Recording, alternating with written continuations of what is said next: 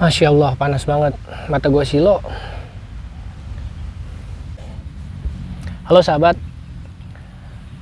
Pada video kali ini, saya akan menjawab beberapa pertanyaan yang masuk melalui email dan juga beberapa pertanyaan yang ada di kolom komentar. Tentunya pertanyaan yang saya jawab sudah saya seleksi dan saya pilih hanya dari pertanyaan yang mewakili banyak orang saja. Dan buat pertanyaan yang tidak dijawab, tidak dibalas atau tidak direspon, jangan berkecil hati. Karena bukan pertanyaannya yang jelek, pertanyaan kalian semuanya bagus-bagus dan berkualitas. Cuma di video ini saya lebih memilih pertanyaan yang menurut saya dapat mewakili lebih banyak orang. Karena mungkin saja pertanyaan tersebut sudah ada di dalam hati kalian, tetapi tidak atau belum sempat kalian sampaikan. Baiklah, tanpa berpanjang lebar, untuk pertanyaan pertama, saya akan merespon sekaligus menjawab atau membalas komentar yang sering muncul di kolom komentar, yaitu, Bang, Prof, suhu, ada nomor WA atau telepon? Jawabannya pasti ada. Tapi saya sengaja tidak membeberkan kontak pribadi saya, kontak person atau kontak admin. Dan sebagai gantinya, kalian bisa kontak saya melalui email yang tertera di bagian tentang channel, tentang channel maksudnya. Masuk aja ke beranda channel ini, cari di sana, atau bisa melalui messenger di Facebook Metalurgi Edik. Kenapa pakai email, bukan nomor HP atau WA kayak yang lain-lain? Jawabannya karena belum saatnya, dan untuk alasan yang lebih bersifat pribadi, jawaban dari saya adalah privacy. Ya, menyangkut privacy, dan saya punya pengalaman yang menurut saya nggak enak tentang berbagi kontak pribadi maksudnya. Saat ada yang bertanya lewat WA dan saya nggak buru-buru balas karena sedang bekerja atau sedang berbagi waktu dengan keluarga, yang tanya ngambek karena nggak buru-buru saya balas WA-nya. Terus juga kebanyakan nih yang tanya lewat WA bukan pakai akun pribadi tapi akun bisnis. Yaelah, giliran gue balesin cepet dia kagak, kayak orang yang kagak butuh jawaban. Kadang-kadang pengaturan WA-nya nih, pengaturan sudah dibacanya nonaktif, dan seringkali ngajak debat kusir soal logam. By the way, ribet banget sama orang-orang kayak gitu. Udah gitu ambeknya gedean dia lagi, jadi ribet ngambek mulu kayak orang pacaran. Maka dari itu sebagai jalan tengah saya pakai email saja. Oke, biar lebih profesional. Kelihatan profesional kan. Kontak HP hanya untuk keperluan profesional seperti endorsement, bisnis, dan jual beli saja, dan bukan untuk hal selain itu. Jadi jelas ya. Oke, pertanyaan selanjutnya. Master, pernah kuliah metalurgi ya? Enggak. Saya otodidak. Banyak belajar dari pengalaman di lapangan, di pekerjaan, pergaulan, eksperimen, trial and error, diskusi dengan teman-teman dari dalam negeri dan luar negeri. Dan diskusi adalah salah satu cara yang paling sering saya lakukan selain eksperimen. Ingat, diskusi ya, bukan debat kusir. Jadi, sapaan Prof sangat tidak pantas buat saya, tapi saya biarkan kalian sapa saya Prof, karena bagi saya itu adalah salah satu cara kalian untuk menghargai saya, dan kalian tentunya menikmati cara kalian untuk menghargai seseorang, bukan? Ya, kita sama-sama enjoy aja ya. Selanjutnya, Prof, kalau boleh tahu pekerjaannya apa? Nggak boleh tahu. Ngapain nanya kayak gitu? Bercanda. Pekerjaan saya sekarang cuma calo sama ngonten. Nggak percaya ya terserah. Oh iya, kalau kalian ada yang mau ngasih saya pekerjaan, bolehlah gajinya aja kasih ke saya. Selanjutnya, Bang, kok video prakteknya sedikit sih. Sebenarnya gimana ya? Sebenarnya itu cara saya untuk menyesuaikan dengan kondisi finansial tentunya. Bikin video praktek itu butuh pembiayaan. Untuk channel yang belum monet, tentunya saya mempertimbangkan dengan baik langkah apa yang harus saya jalani supaya tetap bisa memberi informasi yang menurut saya bermanfaat. Apa kalau udah monet video prakteknya akan lebih banyak? Ya nggak juga. Saya pribadi punya rumusan buat channel ini ke depannya akan seperti apa. Kalau untuk video praktek kalian bisa lihat di channel yang lain. Rata-rata sama aja, bahkan ada yang di atas rata-rata. Loh, biayanya kan nanti keganti kalau udah monetisasi. Alah, kayak pada mau subscribe aja, iklannya aja di skip. Malah saya pernah dengar orang bilang, ngapain subscribe, bikin yang punya channel jadi kaya aja.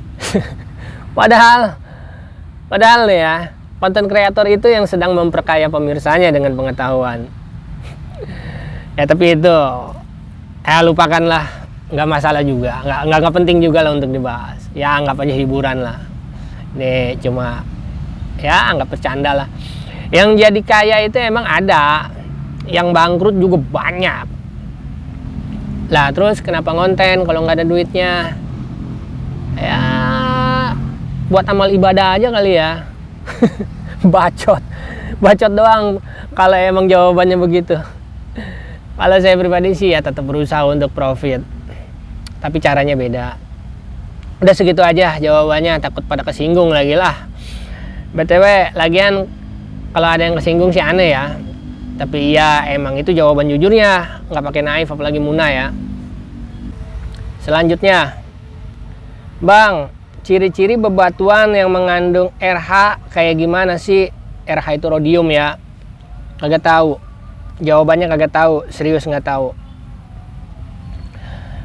Soalnya kalau ketersediaan RH di alam itu belum pernah saya lihat pakai mata kepala saya sendiri dalam bentuk batuan. Itu masalahnya. Yang pernah saya lihat itu dalam bentuk mini nugget atau serpihan kecil-kecil seperti pasir kehitaman dan ada yang berwarna metalik. Itu pun persentase RH-nya sangat sedikit. RH hadir cuma sebagai ikutan aja, sebab itu RH masuk ke dalam golongan logam PGM yang artinya platinum group metal. Karena memang RH rhodium itu kadang-kadang ditemukan bersamaan dengan platinum di alam. Kadang juga bukan RH tapi iridium yang bercampur dengan platinum, dan kadang-kadang Ru dan Pd, Os juga ikut-ikutan. Kalau gitu abang belum bisa disebut master. Emang iya, lagian saya nggak hobi main catur. Jadi begini, dalam kasus bebatuan yang mengandung RH, PT, PD, IR, Ru, Os, memang secara pribadi saya belum pernah menanganinya langsung. Dan bukan berarti saya menolak fakta mineral tersebut ada di dalam batuan. Logam tersebut ada dalam batuan atau senyawa berdasarkan informasi yang sudah beredar luas. Logam tersebut ada dalam batuan atau senyawa berdasarkan informasi yang sudah beredar luas. Hanya saja persentasenya sangat kecil dan biasanya bebatuan tersebut hanya ditangani oleh perusahaan pertambangan besar, bukan oleh penambang rakyat. Misalkan dalam 1 ton. 1 ton loh ya. Bukan 1 kilo, bukan 1 beban.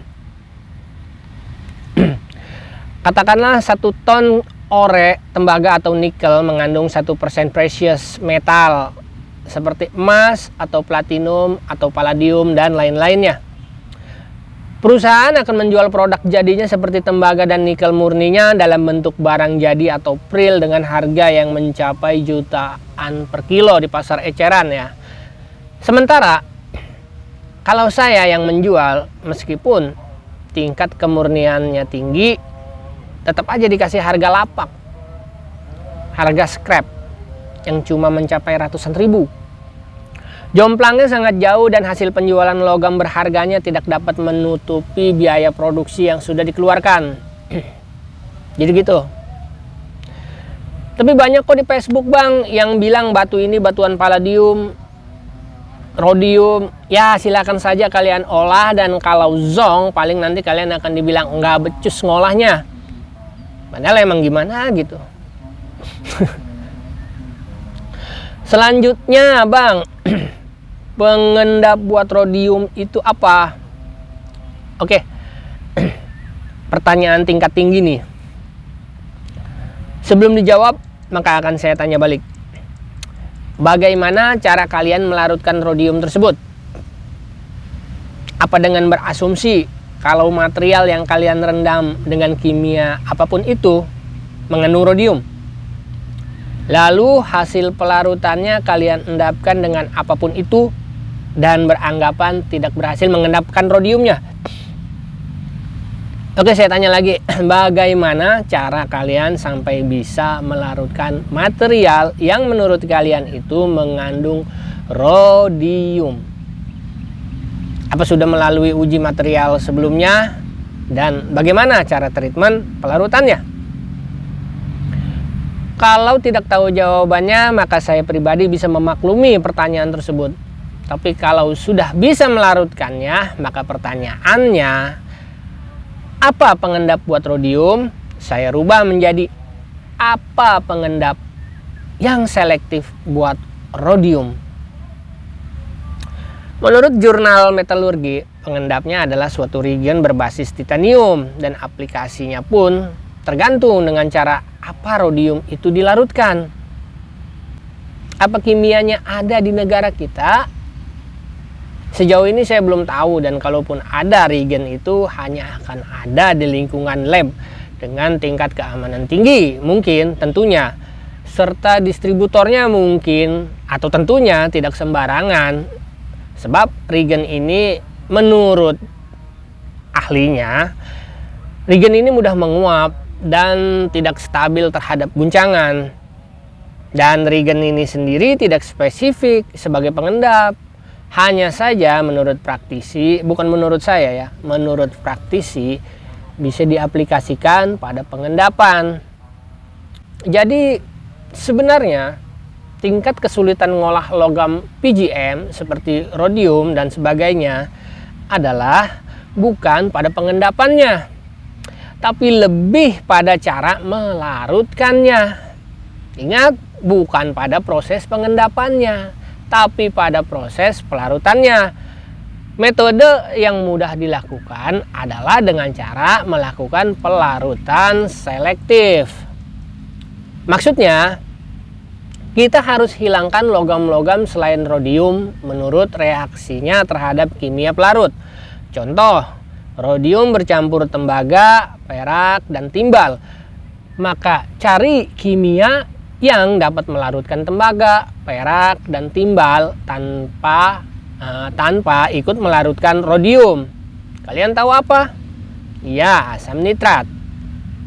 Lalu untuk memurnikan rhodiumnya, kita pilih reagen kimia yang bisa bikin rhodium larut dengan air atau kimia cair, dan pilih reagen yang hanya bereaksi terhadap rhodium atau yang tidak bereaksi terhadap rhodium. Jika memang ada PGM lain selain RH seperti IR. Paham ya? Rumit memang. Oke, di video ini saya hanya kasih clue-nya aja ya. Untuk lebih lengkapnya tentunya kita butuh materialnya untuk di treatment, dan itu biayanya tentu mahal. Oh ya, sebagai penutup saya mau nambahin, untuk rhodium itu ketersediaannya di alam sangat sedikit dan langka. Lalu dari mana pengolah-pengolah itu dapat rhodium yang dijual ke pengepul? Itu mereka dapat dari elektronik bekas, BEP, dari sisa cairan pelapisan, scrap perhiasan, katalis, termokapel, dan sebagainya. Jadi bukan dari bebatuan alam. Kalaupun dapat dari alam, biasanya material deposit placer, bukan batuan segede-gede batu gunung. Ingat di awal tadi, bukan berarti tidak ada. Hanya saja keterbatasan akses saya dan pengalaman saya. Oke? Terima kasih karena sudah menyimak. Sampai jumpa. Gila, silo banget mata.